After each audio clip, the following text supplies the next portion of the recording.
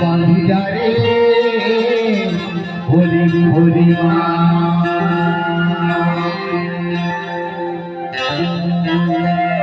हरि तुले कलट के वो देखे पलट के ना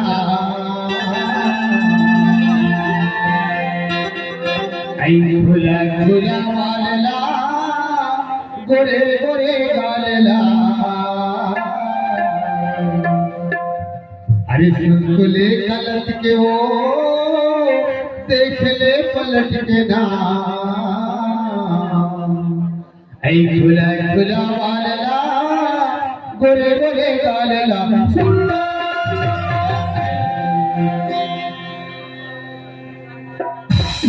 उर्मिला करते और साथ में कलाकार पहले दो कलाकार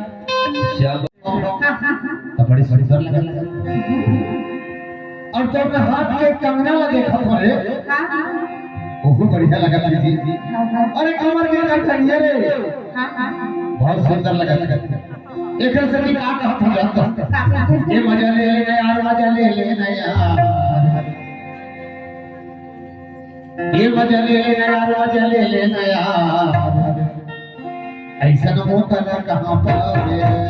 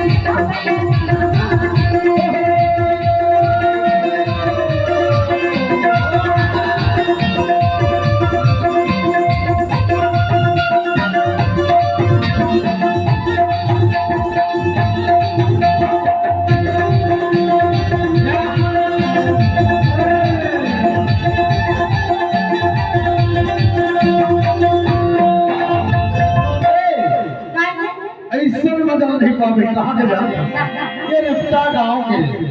तुमका प्रांगण के और ना तोर मोर माया तो बड़ा भारी हो गई